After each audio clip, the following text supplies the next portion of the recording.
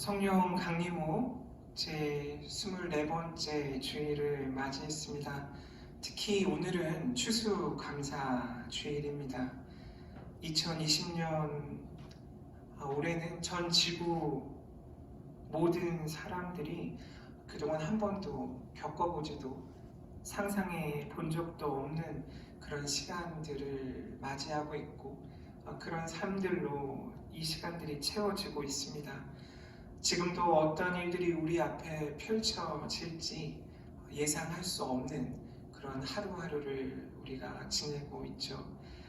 이럴 때 우리가 여전히 감사하려고 이 자리에 모였고 예배 드리고 있습니다. 그것 자체가 우리가 신앙인으로서 감사해야 하는 가장 중요한 이유가 될 것이라 생각을 합니다. 오늘 말씀 비유죠. 달란트 비유.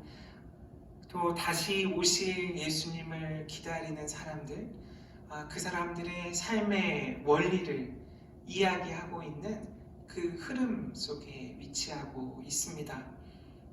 이 땅에 이미 임해 있는 우리가 경험하고 있는 하나님의 나라, 그 나라는 다시 오실 예수님을 만나는 그 날까지 예수님께서 우리에게 맡기신 그 일들, 사명들을 개인의 삶뿐만 아니라 특히 신앙 공동체인 교회를 통해 확장해 나가는 그 일과 하나님 나라는 연결되어 있고 그 일 자체가 하나님 나라라고 저는 고백하고 있습니다. 누구나 오늘 비유를 통해 경험하는 은혜, 가장 보편적으로 우리가 느끼는 은혜는 이런 감동이 아닐까 생각을 해요. 다시 오신 예수님을 기다리는 일은 아무것도 하지 않고 하늘만 바라보는 그런 우리 삶의 모습이 아니라 각자의 삶에 맡겨주신 일들을 제대로 우리가 파악하고 그것을 능동적인 믿음의 투자라고 할까요? 모험이라고 할까요? 그 믿음의 투자와 믿음의 모험을 감행하는 것, 그것이 다시 오실 예수님을 기다리는 사람들의 삶의 모습이다. 그렇게 고백하는 삶을 살아야 된다. 이런 내용들이 감동이 되겠죠. 특히 주인이 종들의 그 각각의 차이에 대해서 잘 알고 있고 그 각각의 합당한 책임을 맡기고 그 맡겨진 분량대로 그에 상응하는 결과를 기대하고 있는 것, 그런 것들을 통해서 우리도 우리에게 맡겨진 것에 많고 적음에 얽매이지 말고 우리에게 맡겨진 대로 그곳으로부터의 최고의 가치를 이끌어내는 삶을 살아야겠다라는 이런 깨달음을 통해서 우리가 은혜를 경험하죠. 그리고 주인과 종의 관계처럼 하나님과 우리의 관계가 다시 오실 예수님을 기다리는 그런 사람에게 하나님과 우리의 관계가 가장 중요하구나라는 것을 또 오늘 말씀을 통해서 깨달을 수 있습니다. 여전히 오늘 말씀이 달란트의 비유이기 때문에 여러 번 말씀드렸지만 이 달란트의 가치, 의미에 대해서 다시 한번 짚고 넘어가야 되겠어요. 이 달란트라는 의미에 대해서 여러 해석들이 존재하는데 재능이라고 할 수도 있고요. 이 달란트를 말씀이라고 볼 수도 있고 은사라고 볼 수도 있고 하나님 나라를 살아가도록 우리에게 주신 선물, 그것에 대한 책임, 그 책임을 우리 삶 속에 펼쳐나가는 기회, 여러 가지 의미로 오늘 말씀을 읽어낼 수 있고 삶에 적용할 수 있죠. 1데나리온이 그 당시 노동자들의 하루 임금이라고 말씀드렸잖아요. 그래서 1달란트는 6,000데나리온이라고 말씀드렸잖아요. 그래서 이 5달란트, 2달란트, 1달란트는 엄청나게 큰 돈인 거죠. 1달란트만 하루 일당을 10만 원이라고 대략 계산한다고 하면 6억 정도에 해당하는 거죠. 6,000데나리온, 6,000배의 가치가 있으니까 하루 일당에 가장 작은 달란트를 맡긴 사람도 6억에 해당하는 그 어떤 재화를 맡고 있었던 거니까 5달란트는 얼마죠? 30억? 2달란트는 12억. 근데 그 사람들이 그 주인이 돌아왔을 때 배로 남기잖아요. 그러면 60억, 24억 엄청난 돈인 거죠. 사실 이 그리스 로마 사회에서 한 달란트는 원래 무게의 단위예요. 그래서 42.5kg. 그러니까 이 42.5kg이라는 것이 어떤 것의 무게인지에 따라서 그 가치가 정해지겠죠.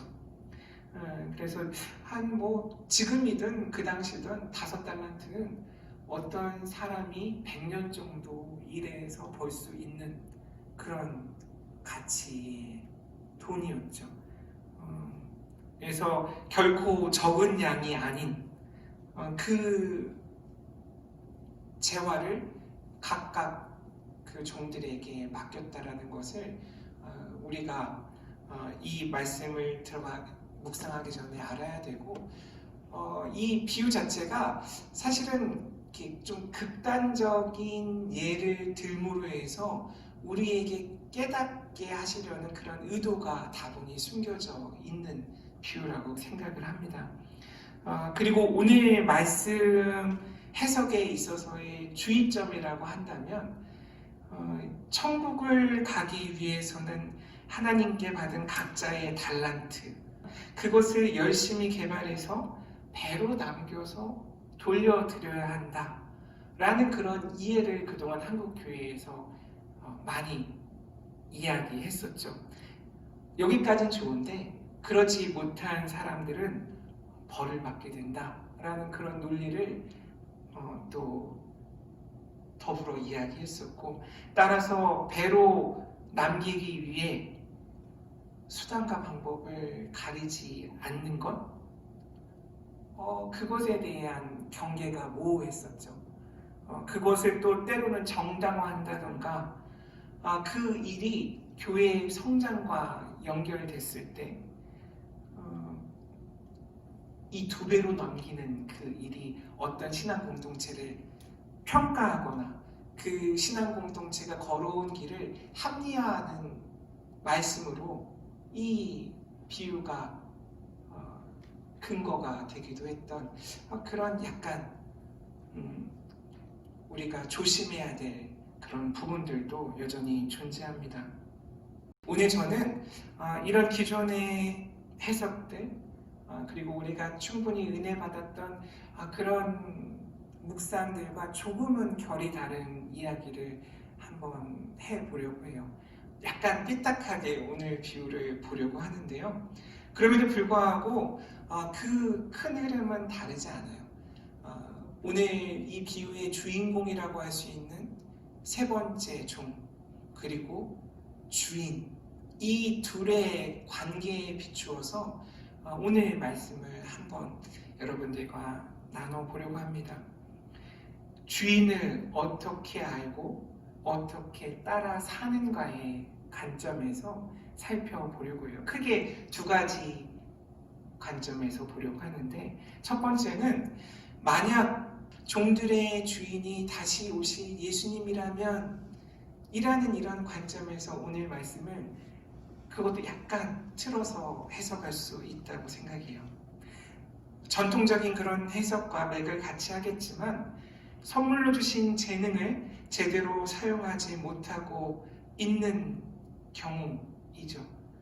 달란트를 땅에 감추어 둔다라는 그 의미가 무엇일까?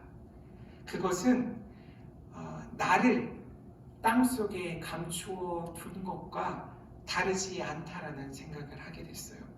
내가 갖고 있는 어떤 재능, 내가 갖고 있는 어떤 은사, 내가 갖고 있는 어떤 책임, 어떤 기회, 그런 내 삶의 일부분이 아니라 나 자체를 땅에 감추어 두고 있는 이야기를 하고 있는 거죠. 왜냐하면 다시 오실 예수님을 기다리는 사람들, 제자로 불리는 사람들은 그 다시 오실 예수님, 즉 예수 그리스도를 모방하는 삶을 살아야 된다는 거예요. 따라 살아야 한다는 거죠. 마치 종들이 주인을 모방하듯이 따라해야 한다는 이야기를 하고 있어요.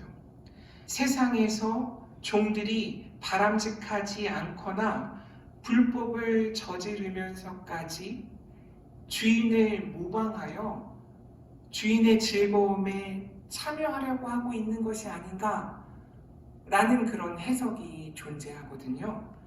만약 그런 해석에 비추어 보더라도 주인을 따라 사는 삶에 대한 이야기를 오늘 말씀은 하고 있는 거죠. 나는 너에게 어떤 주인인지를 오늘 말씀은 묻고 있는 거예요. 나는 너에게 어떤 주님이니? 라고 묻고 있는 거죠. 이 말은 네가 알고 있는 예수 그리스도는, 네가 고백하는 예수 그리스도는 이 세상에서 무엇을 하셨는지, 이 세상에서 어떤 말씀을 하셨는지 그것을 알고 있냐라고 묻는 거죠. 예수께서 하신 말과 행동을 네가 듣고 보았느냐고 오늘 본문은 이야기하는 거예요. 그것을 네가 경험했다면 그 일을 너도 따라할 수 있겠느냐라고 묻고 있는 거죠. 혹시 나 때문이 아니라 너 때문에 지금 네가 하고 있는 모든 일들 하고 있는 거 아니야? 라고 역으로 묻고 계신 거죠. 적어도 우리가 하는 일들은 예수 그리스도 때문에 하는 일이어야 한다는 것, 예수 그리스도를 따라 하는 일이어야 한다는 것을 이야기하고 있는 거예요. 그래서 두려워서 아무것도 안 하고 있는 거 아니야? 라고 묻고 있는 거죠. 네가 본 대로, 네가 고백하는 대로, 네가 알고 생각하는 예수 그리스도의 모습 그대로 너도 똑같이 행하라는 말씀을 하는 거예요. 그게 나의 즐거움에 참여하는 제자의 삶이라고 이야기하고 있는 거죠. 우리가 기존에 고백하는 그런 긍정적인 모습이 아니라 할지라도 오늘 말씀의 주인의 모습이 마치 세상에서 흔히 볼 수 있는 그런 어떤 사람의 모습이라 할지라도 그 사람을 따라 사는 사람들의 모습을 통해서 우리에게 말씀하시려고 하는 그 진의가 숨겨져 있는 거죠. 24절, 25절 보면 그렇게 생각할 수도 있겠다라는 생각이 들어요.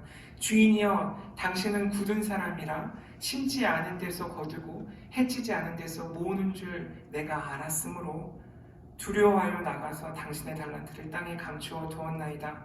보소서, 당신의 것을 가지셨나이다.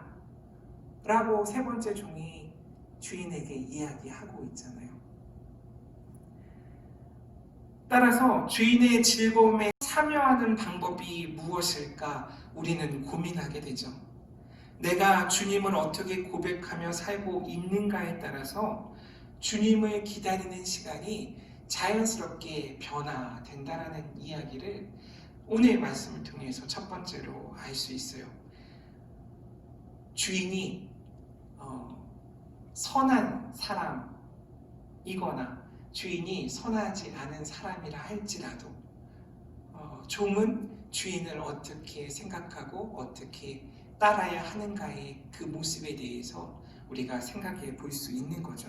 조금 더 나가보면 두 번째로 만약에 이 주인이 무슨 표현이 좋을까요? 악당이라고 한번 생각해 볼게요.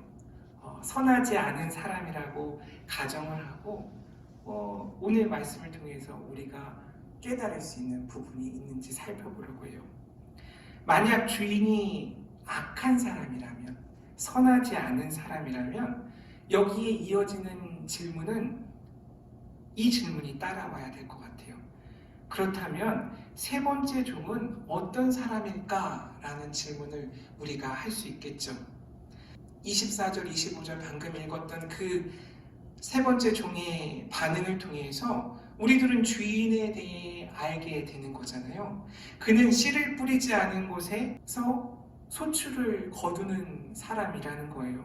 그는 적극적으로 자신의 재산을 확장하고 이익을 얻기 위해 가능한 무엇이든 하는 사람이라고 이야기하고 있잖아요.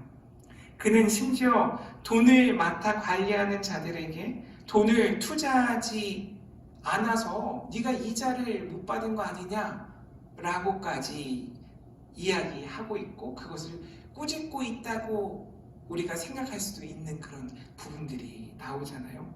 사실 이 부분은 구약에서는 금지하고 있는 그런 내용들이죠. 출애굽기 22장 25절을 보면 내가 만일 너와 함께한 내 백성 중에서 가난한 자에게 돈을 구워주면 너는 그에게 채권자 같이 하지 말며 이자를 받지 말 것이며 라고 되어 있어요. 또 레위기 25장 35절에서 38절을 보면 내 형제가 가난하게 되어 빈손으로 내 곁에 있거든 너는 그를 도와 거류민이나 동고인처럼 너와 함께 생활하게 하되 너는 그에게 이자를 받지 말고 내 하나님을 경외하여 내 형제로 너와 함께 생활하게 할 것인즉 너는 그에게 이자를 위하여 돈을 구워주지 말고 이익을 위하여 내 양식을 구워주지 말라. 나는 너희의 하나님이 되며 또 가나안 땅을 너희에게 주려고 애굽 땅에서 너희를 인도하여 낸 너희 하나님 여호와이니라. 이렇게 고백되어 있어요. 세 번째 종은 주인의 돈을 잃는 것이 두려웠다고 인정하고 있죠. 자신을 보호하기 위해 그는 달란트를 땅에 묻어 두었다라고 이야기해요. 마태복음 13장 44절 천국은 마치 밭의 감추인 보호와 같으니 사람이 이를 발견한 후 숨겨두고 기뻐하며 돌아가서 자기의 소유를 다 팔아 그 밭을 사느니라. 그 말씀 기억하시죠? 당시에 보물을 매장하는 일이 매우 흔했던 일임을 다른 마태복음 말씀을 통해서도 알 수 있어요.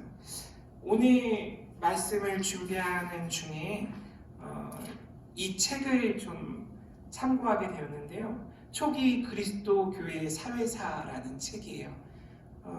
에케하르트 슈테게만 그리고 볼프강 슈테게만이라는 분이 지은 책인데 너무 두껍죠. 다행히 앞부분에 오늘 내용과 관련된 부분이 나와서 제가 잠깐 소개해 드릴게요. 이 부분은 같이 한번 보면 좋을 것 같아서요. 46쪽, 47쪽에 있는 내용이에요. 그 당시 경제활동에 대한 내용이거든요. 고대적 자본 운용에서도 어떤 방식들이 통용됐는지 나와 있어요. 자본 운용 가능성을 세 가지로 나누어 볼 수 있다고 이야기하는데, 첫 번째는 많은 분량의 돈은 이자를 먹여 빌려주는 방식으로 돈을 불리는 거예요. 첫 번째 방식이 돈을 빌려주고 이자를 받는 방식. 두 번째는 보물처럼 간직해두는 거죠. 오늘 세 번째 종처럼 땅에 묻어두는 거죠. 그리고 세 번째 방식은 토지에 투자하는 데 쓰였다라고 되어 있어요. 그래서 이 세 가지 투자 방식 가운데 하나를 결정하는 그 이유들이 있는데, 적어도 그 당시에는 이윤을 극대화하는 데는 관심이 없었던 것 같아요. 이 결정하는 사람의 문화적 가치, 그리고 그 고대 사회에서 통용되는 가치가 더 중요하다고 여겼어요. 그래서 예를 들어서 상류 계급의 대표격이라 할 수 있는 키케로라는 사람이 한 말이 있는데, 그 당시 많은 돈을 벌어들이는 사업가들, 특히 그런 기초 농산물을 배로 운송해서 이익을 얻었던 사업가들에게 이 키케로는 재산을 부동산에 투자하라고 이야기했다고요. 요즘과 같이 부동산 투자가 돈이 되는 시대가 아니었던 거죠. 그래서 그렇게 재산을 부동산에 투자하면 명예가 향상된대요. 그 대신에 최대의 경제적 효과는 얻을 수 없는 거예요. 합리적인 경제적인 입장, 그리고 투자하는 입장에서 보면 여기 세 가지 방법 중에 가장 좋은 것은 돈을 빌려주고 이자를 받는 거죠. 근데 돈을 보물처럼 간직해 두는 것, 이 중에서 가장 비효율적인 거죠. 땅을 사는 것보다도 더 비효율적인 방법이라는 거예요. 그리고 이러한 보물처럼 그 재화를 숨겨놓는 게 그 당시 농민들에게 널리 퍼져 있던 방식, 그것도 돈이 있던 농민들에게 퍼져 있던 방식이었던 거죠. 그래서 자본을 대여하는 것은 위험한 일인 거예요. 명예롭지 못한 일인 거예요.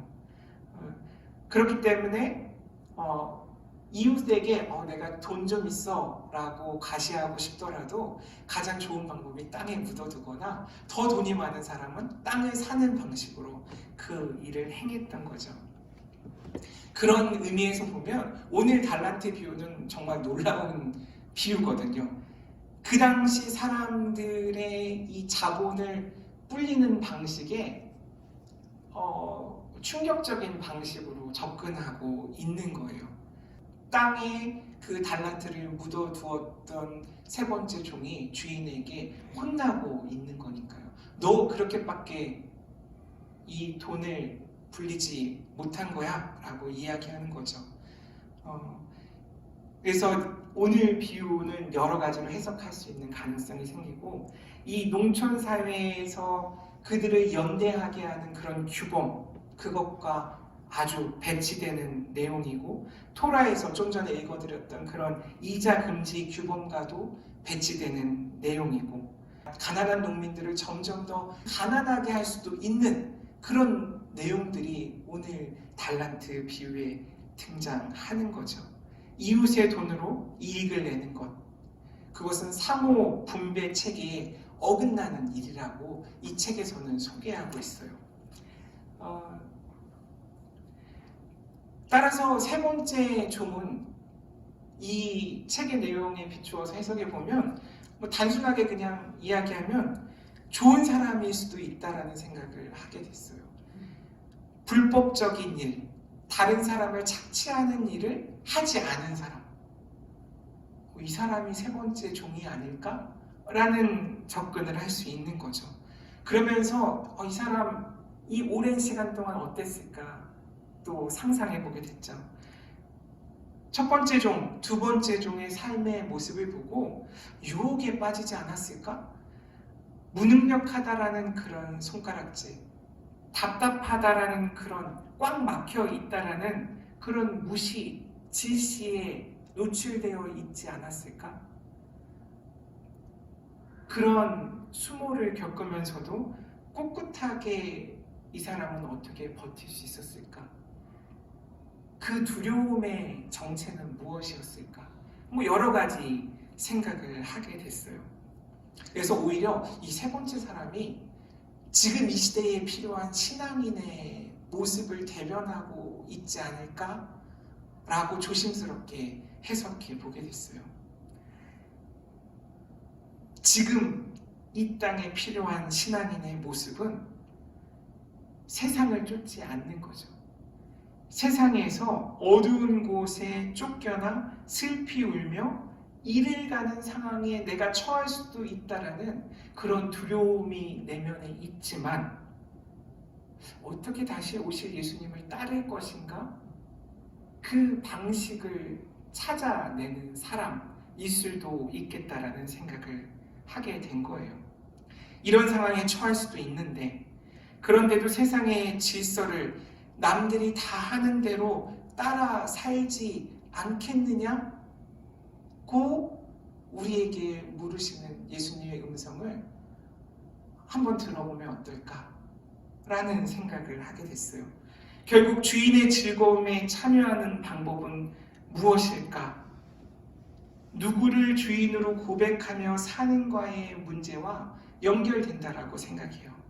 세상인지 아니면 다시 오실 주님이신지, 그 문제에 따라서 어쩌면 첫 번째, 두 번째 종이 나에게 본받아야 될 어떤 제자의 모습일 수도 있고, 아니면 세 번째 종이 내가 따라 살아야 될 제자의 모습일 수도 있겠다라는 생각을 하는 거죠. 그래서 세 번째 종, 그는 누구인가? 다시 한번 생각해 보게 되죠. 어제 오후 2시 그 여의도 공원 인근에서 집회가 열렸어요. 전태일 열사가 돌아가신 지 50주기가 된 날이 지난 13일이었거든요. 제가 태어나기 5년 전쯤에 돌아가신 분이라서 사실 제가 삶 속에서 경험해 보지 못했지만 여러 자료를 통해서 보고 들었죠. 1948년생이시고 1970년 11월 13일에 돌아가셨어요. 잘 아시다시피 한국 노동운동을 상징하는 인물이라고 알고 있죠. 봉제 노동자로 일하면서 열악한 그 노동 조건을 개선하기 위해 노력하다가 분신을 하는 그런 방법으로 생을 마감하셨죠. 그래서 이분이 돌아가심으로 해서 한국 노동운동에 큰 변화가 생겼다라고 평가하잖아요. 어릴 때부터 동대문 시장에서 일했고 17살 때부터 이 평화시장에서 보조원으로 그 교복 만드는 그런 보조원으로 일했었고 66년도에 재봉틀을 잘 다루게 됐어요. 그때부터 가족들과 함께 생활하게 됐고 그 재봉틀을 다루는 노동자로 살아가면서 처했던 노동 환경이 너무 열악해서 예를 들면 6.6평방미터 거기에서 13명이 일했다고 해요. 그리고 조금 큰 곳은 40평방미터 그 공간에서 50명이 일하는 데도 있었대요. 그러니까 해도 못 보고 공기도 안 좋은 곳에서 많은 노동자들이 일했던 거고, 거기서 보통 14시간씩 갇혀서 일을 해서 폐질환 환자들이 많이 생겼다라고 하고, 특히 여기서 일하는 노동자들의 대다수가 어린 여성들이었다라고 하죠. 보통 우리가 시다라고 그 당시에 많이 불리었던 13세에서 17세 가량의 어린 여성 노동자들이 열악하게 일했던 그 모습을 보고 이 전태일 열사가 공부를 했다고 해요. 노동법에 대해서. 그래서 그동안 있는지도 몰랐던 근로기준법의 존재를 알게 되고 그 법을 공부하면서 더 이상 이렇게 우리가 열악한 환경에서 일할 수 없다라는 그런 외침을 했던 거죠. 그래서 1969년에 동료 노동자들과 바보회라는 그런 단체를 결성해서 그 평화시당의 노동 환경의 설문조사도 하고 근로기준법 내용을 사람들에게 알렸다라고 합니다. 그 뒤에도 여러 조직을 만들었고 그런 법에 근거한 그런 내용들을 행정기관이나 사업주들에게 알렸지만 계속 좌절되죠. 그래서 결국엔 1970년에 그 시위에서 이런 유명한 말을 외치고 이렇게 분신하게 되는데, 근로기준법을 준수하라. 우리는 기계가 아니다. 라는 구호를 외쳤다라고 하죠. 이렇게 이 전태일이라는 이분의 죽음이 최소한의 법적 보호도 받지 못한 저임금, 장시간 그 노동에 시달렸던 많은 사람들에게 힘이 되어 주었다는 거죠. 그래서 오늘 말씀을 준비하면서 저 개인적으로는 이 세 번째 종이 마치 전태일 열사와 같다라는 생각을 하게 됐어요. 그리고 거기서 조금 더 생각을 발전시켜 보니까 이 세 번째 종은 오히려 십자가에 달려 돌아가시고 부활하시고 다시 오실 예수 그리스도가 아니실까? 그 삶을 우리에게 깨닫게 하려고 예수께서 말씀하신 게 아니실까라는 생각까지 한번 다다르게 됐었거든요. 물론 이 부분은 단정지어서 이야기하긴 어렵고 2020년을 제가 살고 있으면서 제가 성경을 묵상하는 동안 저에게는 그렇게 깨달아진 내용이에요. 말씀을 마무리하려고 합니다. 다시 오실 예수님을 기다리는 자, 감사하는 삶을 살아야겠죠. 그 감사는 결국 주인의 즐거움에 참여하는 삶을 통해 가능해지고, 주인의 즐거움에 참여하는 삶은 내가 주인으로 고백하는 대상이 어떤가에 따라서 달라질 거라는 거예요. 내가 주인을 세상으로 고백하는지, 내가 주인을 다시 오실 예수 그리스도로 고백하며 살고 있는지에 따라서 그 삶이 달라진다는 거죠. 저와 여러분이 다시 오실 주님을 잘 알고 그 알을 고백하는 삶을 살아내서 예수 그리스도의 즐거움에 참여하셨으면 좋겠어요. 그 예수 그리스도의 즐거움에 참여하면 우리는 자연스럽게 감사하게 되는 거죠. 하나님의 자녀, 예수 그리스도의 제자로서 감사하면서 그 주님의 삶에 참여하는 것, 그것이 우리에게 가장 중요한 미션인 거예요. 그렇기 때문에 돌아오는 한 주간도, 남은 2020년도 그 주인의 즐거움에 각자의 삶의 방식으로 어떻게 참여할 수 있을까 고민하는 그런 시간들을 저와 여러분이 살아가시기를 주님의 이름으로 소망합니다.